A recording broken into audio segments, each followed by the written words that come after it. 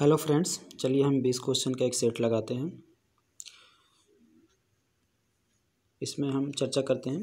Question number 1 है, फाहियान ने फूकोकी की रचना की। फाहियान ने एक साहित्य लिखा था जिसका नाम था फूकोकी।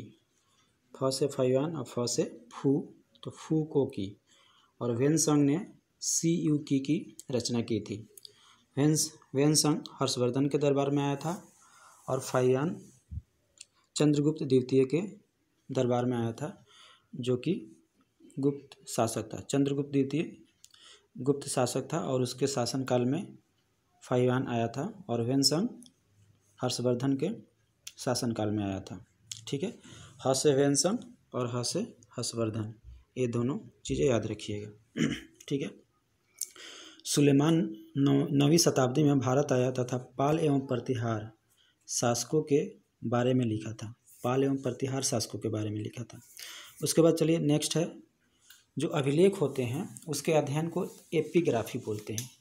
पूरा लेख शास्त्र हिंदी में बोलते हैं पूरा लेख शास्त्र, लेकिन आप एपिग्राफी भी याद रखिएगा, ये क्वेश्चन पूछे जाते हैं एग्जाम में। ठीक है। और सिक्कों के अध्ययन को क्या बोलते हैं? न्यूमिस्मेटिक्स। क्या बोलते हैं? न्यूमिस्मेटिक्स। न्यूमिस्मेटिक्स, सिक्कों का अध्ययन न्यूमिस्मेटिक कहलाता है। उसके बाद में जो प्राचीन सिक्के थे भारत के, उसको हम पंचमार्क या आहत कहते हैं। प्राचीन सिक्के पंचमार्क या आहत कहलाते थे। ठीक है। क्वेश्चन नंबर 7 की चर्चा करते हैं। सोने के लिखित सिक्के सर्वप्रथम कुषाण राजाओं ने जारी किए थे, और आपको मालूम होना चाहिए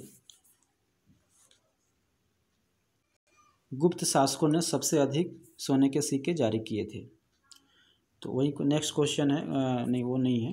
गुप्त काल में स्वर्ण सिक्कों को दिनार एवं चांदी के सिक्कों को रूपक कहा जाता था।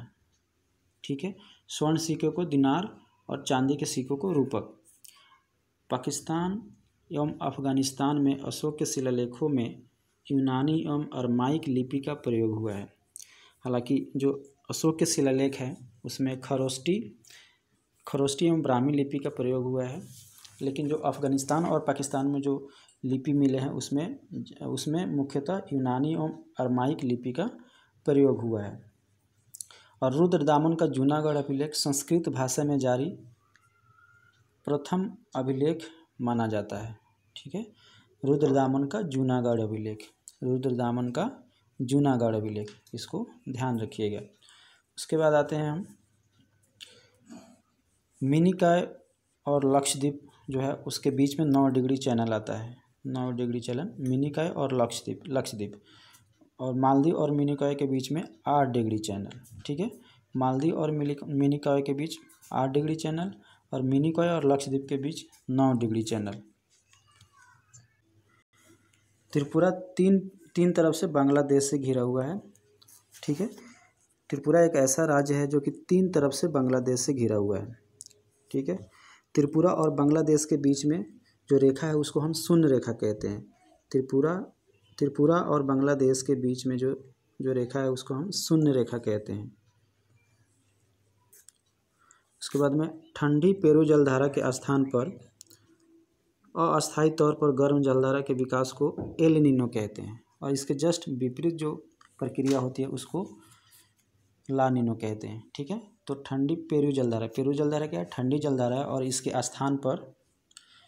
स्थान पर जब गर्म जलधारा हो जाती है तो इसी को हम कहते हैं एल नीनो। ठीक है, इसको याद रखिएगा।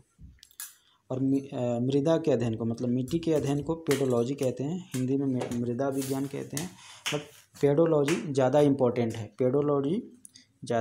है। इंग्लिश में इसको ध्यान रखिएगा। मृदा विज्ञान तो ये तो याद ही रहेगा। और गुलाबी क्रांति को झींगा उत्पादन से संबंधित है। गुलाबी क्रांति झींगा उत्पादन से संबंधित है। और बोरलॉग को, डॉक्टर बोरलॉग जो थे उनको हरित क्रांति का जनक कहा जाता है, और इसमें उनको नोबेल पुरस्कार भी प्राप्त हुआ था। ठीक है, उनको इसके क्षेत्र शांति के क्षेत्र में नोबेल पुरस्कार मिला हुआ था। और अगर हम इंडिया की बात करें तो डॉक्टर स्वामीनाथन को भारत में हरित क्रांति का जनक माना जाता है। स्वामीनाथन को भारत में हरित क्रांति का, तो विश्व स्तर पे हरित क्रांति का जनक बोरलॉग और भारत में स्वामीनाथन। ठीक है, भारत में स्वामीनाथन। विश्व का सबसे छोटा लोकतंत्र मारू को कहा जाता है और विश्व का सबसे लंबा वृक्ष सिकोया है। सिकोया सबसे लंबा वृक्ष है और लोकतंत्र मारू को सबसे छोटा लोकतंत्र बोला जाता है।